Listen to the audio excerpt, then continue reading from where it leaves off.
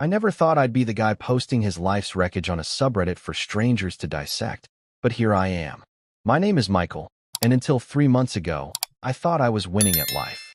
I've been married to Jessica for 7 years. She's gorgeous, sharp-tongued, and has this way of making you feel like the center of the universe, until she decides you're not.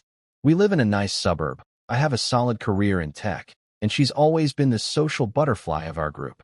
But looking back, the signs weren't just red flags. They were giant neon billboards I chose to ignore because I loved her. The trouble started subtly, about 6 months ago. Jessica suddenly became obsessed with her privacy. Now, we've always been an open book couple. We knew each other's passcodes, shared a laptop, and never had a reason to hide anything. Then, almost overnight, her phone became an extension of her hand. She started taking it into the bathroom for 40-minute showers. If I walked into a room while she was texting, she'd flip the phone face down with a jerkiness that made my stomach do a slow roll. When I asked her about it, she didn't just deflect. She went on the offensive. "God, Michael, stop being so suffocating," she said when I asked why she was smiling at her screen at 11 p.m. She rolled her eyes, that bitchy, dismissive look she's perfected over the years. "I'm talking to Sarah about her divorce. Do you want me to show you her private trauma just to satisfy your insecurity?" It's pathetic. She made me feel like a controlling monster just for noticing she was distant. That's her superpower, gaslighting you so hard you end up apologizing for her suspicious behavior. Then there were the late nights at the office. Jessica works in marketing, and suddenly there were emergency campaigns and client dinners every Tuesday and Thursday. She'd come home smelling like expensive gin and a perfume I didn't recognize, looking flushed and energized. When I tried to initiate sex, she'd push me away, claiming she was exhausted or had a migraine from the fluorescent lights. We went from having a healthy sex life to being glorified roommates who shared a mortgage. I felt the coldness creeping into our bed, but I told myself I was just being paranoid. I didn't realize that while I was worrying about her stress levels, she was busy destroying everything we built. The gut feeling is a funny thing. It's like a low-frequency hum that you can't shut off. For weeks, I stayed in my lane, working my 9 to 5 and coming home to a woman who looked at me like I was a piece of furniture she was bored with. One Friday, Jessica told me she had to go to a networking mixer in the city and wouldn't be back until late. She spent 2 hours getting ready, putting on a dress that I hadn't seen in years, the kind of dress that says you're looking to be noticed. As she walked out the door, she barely offered a cheek for me to kiss. "Don't wait up, Michael. You know how these corporate types get after a few drinks," she said with a dismissive wave of her hand. The house felt deafeningly silent after she left. I sat on the couch for an hour, staring at the wall, until I noticed something. She had left her old iPad on the coffee table, charging. It was an older model she used for reading recipes, but it was synced to her iCloud. My heart started thumping against my ribs so hard I thought I'd bruise. I've never been a snooper, but the lies were piling up like trash in a landfill. I picked up the device. My hands were shaking so violently I almost dropped it. I tried her usual passcode, our anniversary, and it worked. She hadn't bothered to change it on the old tech. I went straight to the messages. At first, it was just junk mail and group chats with her sisters, but then I saw a contact saved as Landscaper Joe. We don't have a landscaper named Joe. We have a guy named Pete who comes on Mondays. I clicked the thread and my vision went blurry. It wasn't about mulch or mowing. It was hundreds of messages, most of them sent during the time she was at the office. There were photos of my wife in states of undress that I hadn't seen in months. The messages were graphic, discussing their last encounter in detail. One message from Joe read, "I can still smell you on my sheets. Can't wait for the mixer tonight." Jessica's reply made my blood turn to ice. "Ugh, me too." Michael is being his usual clingy self, asking a million questions. I had to play the Sarah's divorce card again. He's so easy to manipulate, it's almost sad. "See you at the hotel at 8. I felt a physical wave of nausea hit me. I ran to the bathroom and actually threw up. The woman I had supported, the woman whose hand I held when her father died, was laughing at my pathetic trust while she was planning her next hookup. I wasn't just a cuckold, I was a joke to her. I spent the next 20 minutes frantically taking photos of the iPad screen with my own phone. My thumbs were stumbling over the buttons because I was so terrified she'd remotely wipe the device or get a notification that I was logged in. Every LOL and every "I love how you do that to me" felt like a serrated blade across my chest. But I couldn't just sit in the house and wait for her to come home and lie to my face again. I needed to see it. I needed to witness the mixer for myself so she couldn't gaslight me into believing I was hallucinating. I looked at the messages again. They mentioned the Grand Marquis, a boutique hotel downtown known for its overpriced cocktails and discreet atmosphere. I grabbed my keys, threw on a dark hoodie, and drove like a man possessed. My mind was a whirlwind of memories. Our wedding in Tahoe, the time we bought our house, the way she used to look at me, clashing violently with the image of her in a hotel room with landscaper Joe. I parked 2 blocks away and walked, my heart hammering a frantic rhythm against my ribs. I found a spot across the street from the hotel entrance, shadowed by a large stone pillar. I felt like a creep, a stalker in my own life, but the adrenaline kept me upright. About 40 minutes later, a silver Audi pulled up to the valet. Out stepped a guy who looked like he spent more time at the gym than at a desk, younger than me, wearing a fitted shirt that probably cost more than my monthly car payment. Then, the passenger door opened. Jessica stepped out. She looked radiant, laughing at something he said, her hand resting familiarly on his forearm. I watched as he leaned down and kissed her, not a polite greeting, but a deep, lingering kiss right there in public. She didn't pull away, she leaned into it, her fingers tangling in his hair. I felt a roar in my ears. I wanted to scream, to run across the street and swing at him, to demand to know why she was doing this.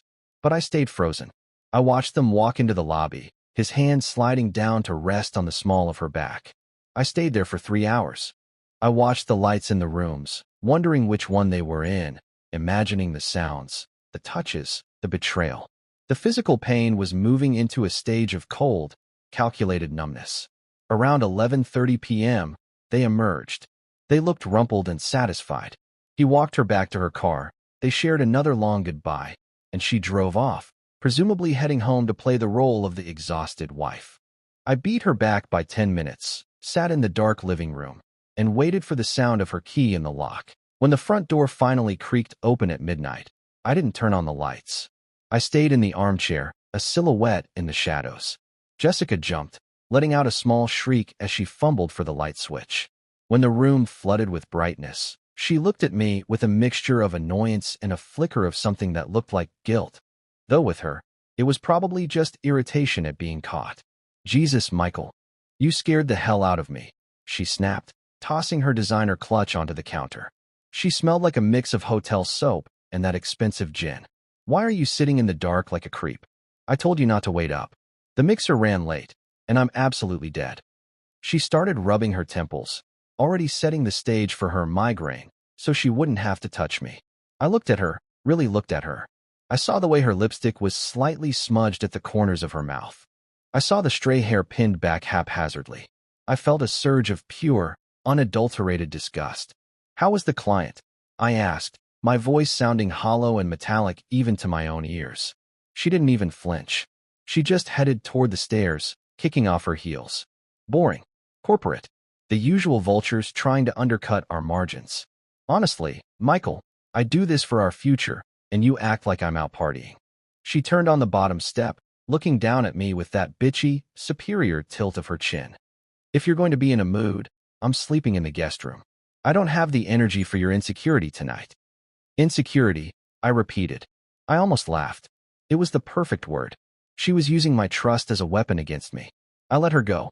I listened to her footsteps retreat down the hall, heard the guest room door click shut, and I felt a strange, terrifying calm.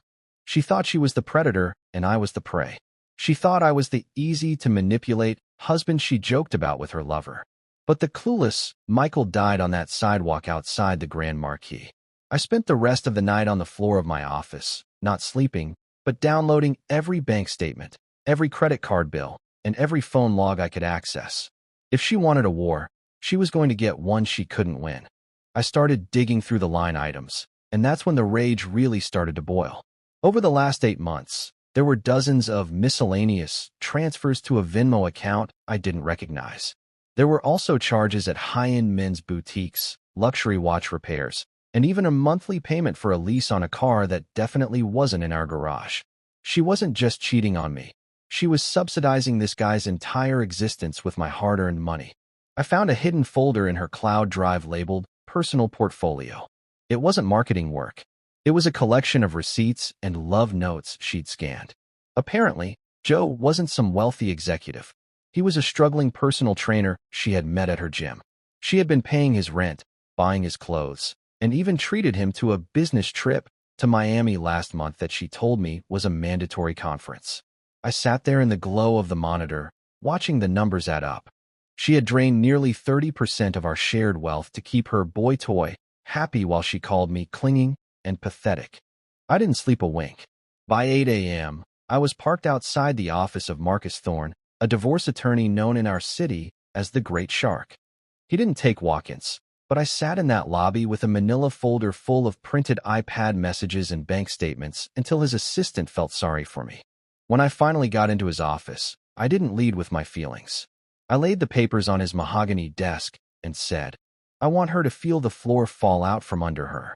I want her to lose the house, the car, and every cent she funneled to her lover. Thorne looked through the evidence, a slow, predatory smile spreading across his face. Well, Michael, he said, tapping a photo of the hotel kiss. It seems your wife hasn't been very careful. In this state, dissipation of marital assets is a very serious claim. If she's been using your joint funds to support a boyfriend, we aren't just looking at a divorce. We're looking at a reckoning. But you have to do exactly what I say.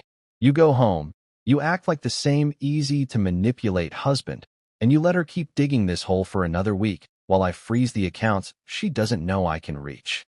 Hey babe, she said, her voice dripping with artificial warmth. I felt bad about how stressed I was last night. I'm making that lemon chicken you love. Let's just have a quiet night, okay? She walked over and tried to wrap her arms around my neck. The smell of her perfume, the same one I saw in the hotel lobby, hit me like a physical blow. I had to force my muscles not to recoil. I let her hug me, feeling like I was being squeezed by a cobra. That sounds great, Jess, I said, my voice remarkably steady. I'm sorry about being smothering lately. Work has just been a lot. I watched her eyes light up. She loved it. She loved winning. She loved the fact that she had broken me back into submission. During dinner, she was back to her bitchy, manipulative self, but disguised as helpful advice. She started talking about how we should diversify our savings. You know, Michael, my brother's friend, is a financial whiz. He suggested we move some of the house fund into a private trust for tax reasons.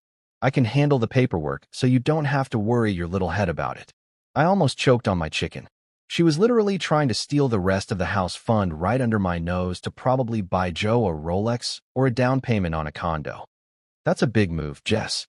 Let me think about it, I said, taking a long sip of water to hide the twitch in my jaw. She huffed, rolling her eyes and stabbing a piece of broccoli. Ugh, you're always so hesitant. This is why we never get ahead. You're too scared to take risks. I just nodded, playing the role of the timid husband perfectly. I was thinking about Marcus Thorne's face when I'd tell him she was now actively trying to liquidate our primary savings. After dinner, she had to take a call and disappeared into the backyard. I watched her through the window. She was pacing, laughing, and twirling a lock of hair around her finger. She looked younger, happier, the version of her I fell in love with, but she was giving that light to a man she bought with my money. I didn't feel sad anymore. The sadness had been replaced by a cold, surgical precision. I went to our shared computer and installed a keylogger. If she was going to try and move that money tonight, I was going to watch every single keystroke. I watched as she logged into her email and a private Facebook group chat with her mother and sisters. The things she wrote made my hands go numb. He's becoming unstable, she typed. I think Michael is drinking again, or worse. He's been following me, and I'm honestly scared to be in the house with him. If anything happens, I want you guys to know I tried to save him. Her mother replied with, Oh, honey, you need to get out and take what's yours before he loses it all. She was laying the groundwork for a restraining order. She wasn't just planning to leave me. She was planning to frame me as an abusive alcoholic so she could claim the lion's share of our assets and keep the house. She even told them I had squandered the $20,000 she had actually given to Joe. The bitchiness wasn't just a personality trait anymore. It was a strategic weapon. She was gaslighting her entire social circle so that when the bomb dropped, everyone would see her as the brave survivor and me as the monster. Then, a message popped up from Joe on her Sync desktop app. Did you move the funds yet? The broker needs the deposit for the Miami place by Friday. Jessica's fingers flew across the keys. Almost. He's being hesitant, the idiot. I'll have to cry a bit tomorrow, or pick a fight to distract him while I authorize the transfer. He's so weak, Joe. It's pathetic. I can't wait to be done with this life and finally be with a real man. I felt a strange, hysterical laugh bubble up in my throat. She thought I was weak. She thought my kindness and my trust were flaws. She had no idea that I was currently recording her screen, capturing every word of her confession, every lie about my instability, and every detail of her theft. I called Marcus Thorne's emergency line right then and there. Thorne, I said, my voice as cold as a grave. She's moving for the kill. She's trying to frame me for abuse and steal the rest of the house fund by Friday. We can't wait a week. Thorne paused for a second. Then I heard the sound of a pen clicking. All right, Michael. The gloves are off.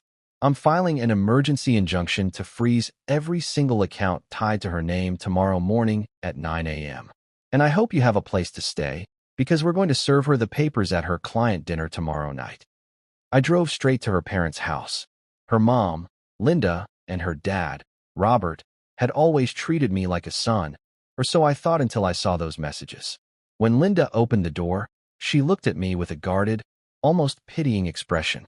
Oh, Michael, Jessica said you weren't feeling well today. I'm feeling very clear-headed, Linda, I said, stepping past her into the living room. Robert was sitting there with his coffee, looking uncomfortable. I didn't waste time with small talk. I pulled out a stack of high-resolution printouts. I know what Jessica has been telling you. I know she's told you I'm unstable, drinking, and losing our money. I want you to see the truth before the police get involved. I laid the photos of her and Joe at the hotel on the coffee table. Then, the bank statements highlighting the $20,000 she'd funneled to her landscaper. Finally, I showed them the transcript of her messages from last night. The ones where she called me an idiot and planned to frame me for abuse. The silence in the room was suffocating. Robert picked up a photo of Jessica kissing Joe, his face turning a deep, angry shade of purple. Linda looked like she'd been slapped. She told us you were the one hurting her, Linda whispered, her hand trembling as she read the messages where Jessica mocked me. She said you were the reason the savings were gone. She lied to you to cover up the fact that she's been subsidizing a personal trainer with our retirement fund. I said, my voice hard. I'm filing for divorce today. I'm freezing the accounts. I'm not the monster she's painting me to be, but I am the man who is done being her doormat. I walked out as Linda started to cry, and Robert began dialing Jessica's number. I knew he wouldn't get through. She'd be at the gym with Joe, but the bridge was burned. Her safety net was gone. Now, it was time for the main event. I sat in my car across the street, watching the entrance. At 7:30 p.m., the silver Audi pulled up. Joe stepped out, looking smug in a leather jacket I'm pretty sure I paid for. Jessica followed, wearing a silk dress that cost more than my first car. They walked in hand, laughing, completely oblivious to the fact that their world was about to implode. I signaled the process server, a tall, no-nonsense guy named Gary, and we walked toward the entrance. You ready for this? Gary asked, adjusting the thick envelope in his hand. I didn't answer. I just pushed open the heavy mahogany doors. The restaurant was crowded, filled with the clinking of glasses and soft jazz. I spotted them at a corner booth, tucked away in the back. Joe was feeding her a piece of bruschetta, and Jessica was looking at him with an adoring gaze she hadn't given me in half a decade. I felt a surge of cold, sharp adrenaline. We walked straight up to the table. Jessica's face went from a smile to a mask of pure, unadulterated horror the moment she saw me. She dropped her wine glass, and it shattered against the table, red liquid splashing onto her white silk dress like a bloodstain. Michael, what the hell are you doing here? She shrieked, her voice cracking. You're supposed to be at the site. You're stalking me. I told you, Joe, he's lost it. She tried to play the unstable husband card right there in front of the diners. Joe started to stand up, puffing out his chest. Hey man, you need to back off. She told me how you've been acting. I didn't even look at him. I looked at Jessica. Save it, Jess. Your parents already saw the photos. They read the messages where you called me an idiot. They know about the 20 grand you stole. I turned to Gary, who stepped forward and dropped the heavy envelope right into her lap. Jessica Miller, you've been served, Gary said loudly enough for the neighboring tables to turn. Dissipation of marital assets, adultery, and a temporary restraining order requiring you to vacate the marital residence by midnight. The restaurant went silent. Jessica looked down at the papers, her hands shaking so hard she couldn't even open the envelope. The bitchy confidence she always wore like armor was stripped away, leaving her looking small, caught, and incredibly guilty. You heard her, pal, Joe growled, his voice loud enough to draw the attention of the manager. She's done with you. You're making a scene and harassing a woman who's terrified of you. Walk away before I make you walk away. He thought he was the hero of a romance novel. He thought he was defending his meal ticket. I didn't move. I didn't flinch. I just looked at his hand on my shirt, then back at his eyes. Joe, right? The landscaper? I said, my voice eerily calm. I hope you've got a good savings account, because the woman you're protecting just had every single one of her assets frozen. That Audi you're driving? It's under a lease paid for by my joint account. I've already reported it as an unauthorized use of funds to the leasing company. And that Miami deposit she promised you? The bank stopped that transfer an hour ago. The change in Joe's expression was instantaneous. The bravado flickered and died, replaced by a look of sharp, mercenary panic. He looked down at Jessica, who was frantically trying to log into her banking app on her phone. Michael, you can't do this, she screamed, her voice hitting a shrill, hysterical pitch. That's my money too. You're stealing from me. It was our money, Jess, I replied, stepping back. Until you spend it on a guy who clearly only wants you for your wallet. I watched as she stared at her screen, her face going pale. Login failed. Account restricted, she whispered. She looked up at Joe, her eyes wide and pleading. Joe, babe, it's okay. We'll figure it out. Just help me get my things. Joe didn't move to comfort her. In fact, he took a half step away from the table. Wait, what do you mean the Audi is reported? He asked, his voice losing its bass. I have a clean record, Jessica. I can't have a stolen vehicle report on my name. He looked at the shattered wine on the table, then at the envelope of legal papers, then back at the woman he had supposedly loved 5 minutes ago. The realization that the gravy train had derailed was written all over his face. He didn't even look like a man anymore. He looked like a panicked kid who realized he was about to get the bill for a lifestyle he couldn't afford. When I turned onto our street, my headlights caught something white and fluttering on the lawn. My heart sank. As I pulled into the driveway, I saw that the front of our house had been decorated. Toilet paper hung from the trees, and someone had used bright red lipstick, the same shade Jessica wore, to scrawl abuser and liar across the white garage door. I stepped out of the car, my boots crunching on broken glass. They had smashed the porch lights. I walked up to the front door, expecting it to be locked, but it was wide open. Inside, the house was a disaster zone. It wasn't a professional robbery. It was a spiteful, feminine rage. My flat-screen TV was face down on the floor with a cracked screen. My bookshelf had been toppled, and my laptop, thank God I had the important drives with me, was sitting in a sink full of water. I heard a muffled laugh from the kitchen. I walked in to find two of Jessica's loyal friends, Chloe and Megan, the kind of women who thrive on drama and wine nights spent bashing husbands. They were holding bottles of my expensive bourbon, pouring them down the drain while filming it on their phones. Oh look, the monster is home, Chloe sneered, tossing an empty bottle into the trash. Jessica told us everything, Michael. You're pathetic, trying to freeze her out of her own life. We're just helping her move the stuff you don't deserve. I didn't yell. I didn't get angry. I just pulled out my phone and hit record. You realize I have a restraining order against Jessica that includes her agents, right? I said, my voice dead calm. And since you've broken into my home and destroyed over $5,000 worth of property while trespassing, I don't even have to call a lawyer. I just have to call the police. You're literally filming your own felony right now. The smug looks on their faces evaporated. Megan dropped the bottle she was holding, and it shattered near her designer boots. She said it was her house too, Megan stammered, looking around at the destruction they'd caused. She said you were dangerous and we were protecting her. She used you, I said, stepping aside and pointing toward the door. Just like she used me, and just like she's using that personal trainer. Now, you can leave before the sirens get here, or you can explain to a judge why you thought vandalism was a good Friday night activity. They didn't wait. They scrambled out of the house, nearly tripping over each other, leaving me alone in the wreckage of my life. I reached down to gather the papers, but what I found wasn't tax-related. It was a thick manila folder labeled with my name and evidence. Inside were photos of me at bars with my coworkers, screenshots of harmless texts I'd sent to female colleagues about project deadlines, and even a doctored journal written in her handwriting. It was a diary of fake abuse, dates and times where she claimed I had pushed her, screamed at her, or threatened her life. She had been planning this for over a year. Long before Joe, long before the mixers, she had been building a dossier to destroy me in case I ever caught on. She wasn't just a cheater. She was a predator who kept an insurance policy on her prey. My blood ran cold as I realized that if I hadn't caught her on the iPad, if I hadn't seen her with Joe first, she could have used this to put me in jail. Suddenly, tires screeched in the driveway. A car door slammed with enough force to rattle the windows. I walked to the front door just as Jessica stormed in, looking like a whirlwind of fury. Her silk dress was ruined, her makeup was smeared from crying, and she was alone. No Joe, no Audi. You think you're so smart, don't you? She shrieked, charging into the foyer. She didn't even acknowledge the wreckage her friends had caused.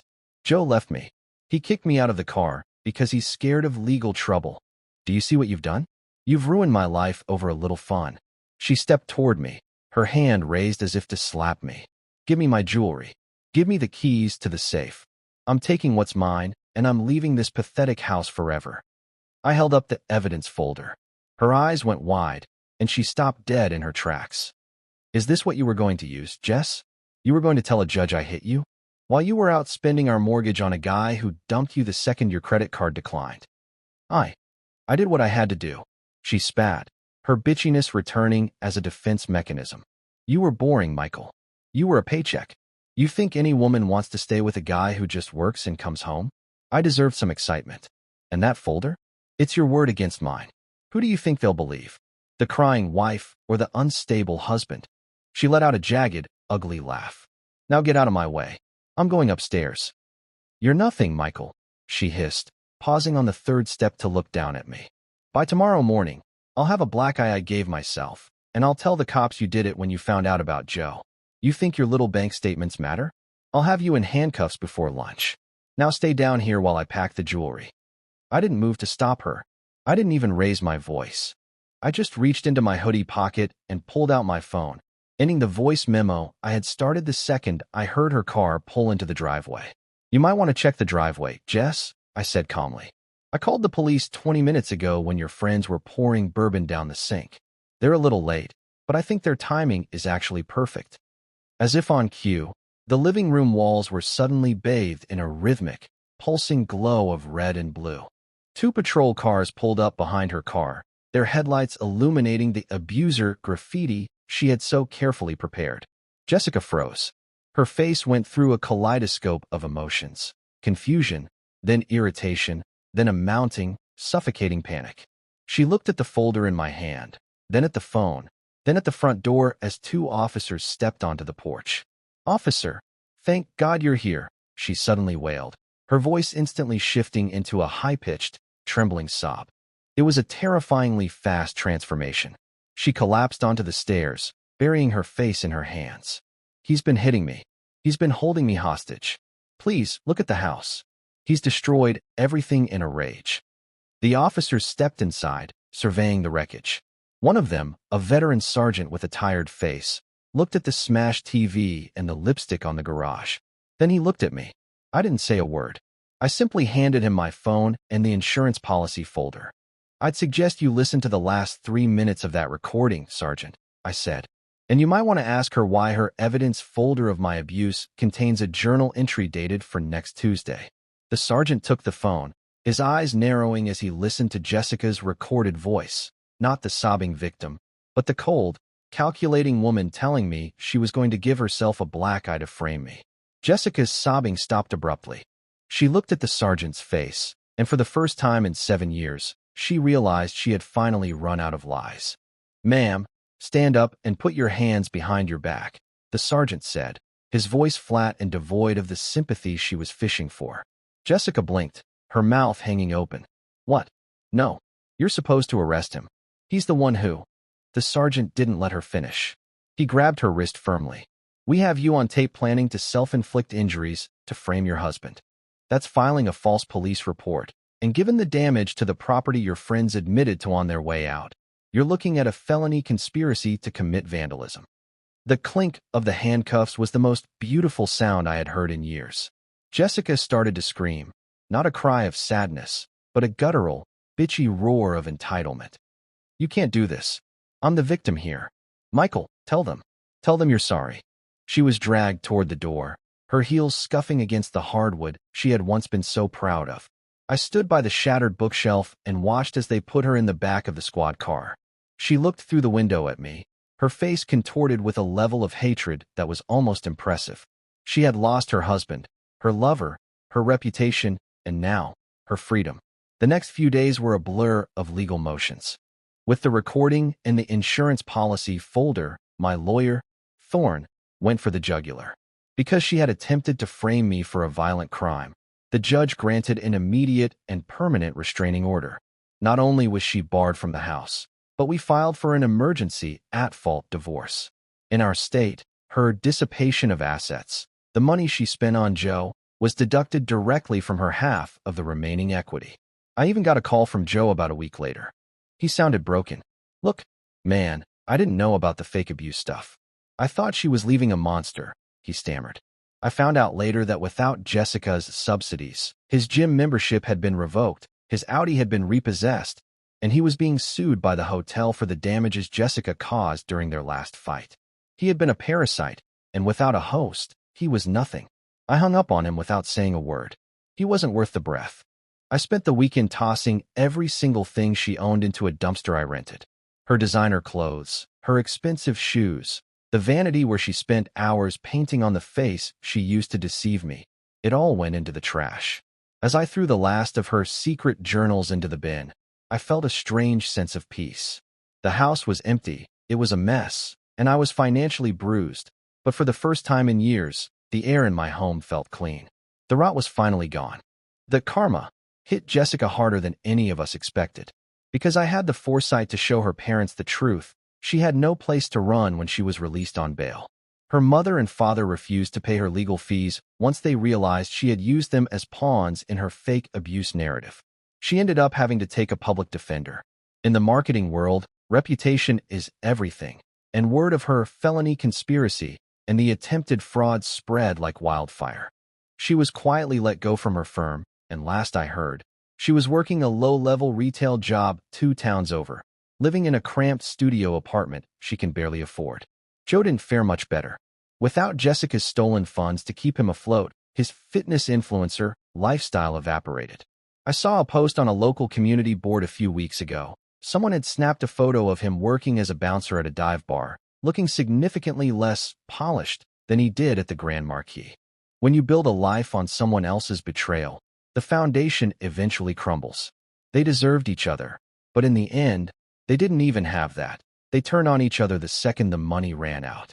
As for me, I'm doing okay. I sold the house. It had too many ghosts and too much red lipstick on the garage door. I moved closer to the city, into a place that's mine and mine alone. The divorce was finalized last month.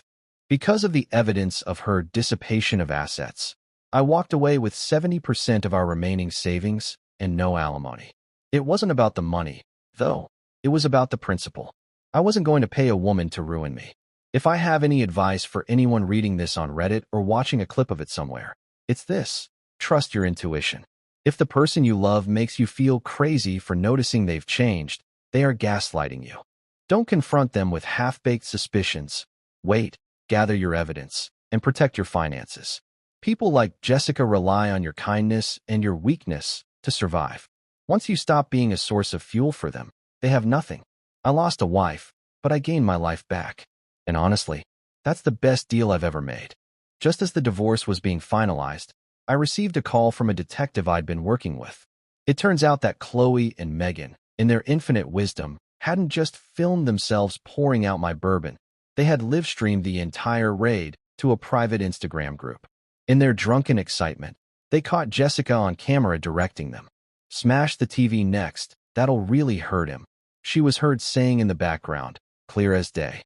This video didn't just solidify the felony charges against Jessica. It turned the two loyal friends against each other. When Chloe realized she was facing actual jail time and a massive restitution bill for the damage, she didn't hesitate. She handed over a series of group chats to the police to save her own skin. Those chats revealed that Chloe and Megan had been borrowing money from Jessica for months, money that Jessica had stolen from our joint house fund. The sisterhood evaporated instantly. I sued both of them in civil court for the destruction of my property. Since they had documented the entire thing themselves, it was the easiest win of my life. Chloe had to sell her car to pay her share of the judgment, and Megan's perfect fiancé called off their wedding after seeing the video of her behaving like a common thug. They weren't just Jessica's accomplices, they were her fellow parasites, and they all went down together. The last I heard, the three of them were embroiled in a massive legal battle against one another over who owed whom for the legal fees. Jessica tried to sue Chloe for betrayal, and Megan was countersuing Jessica for leading her into criminal activity.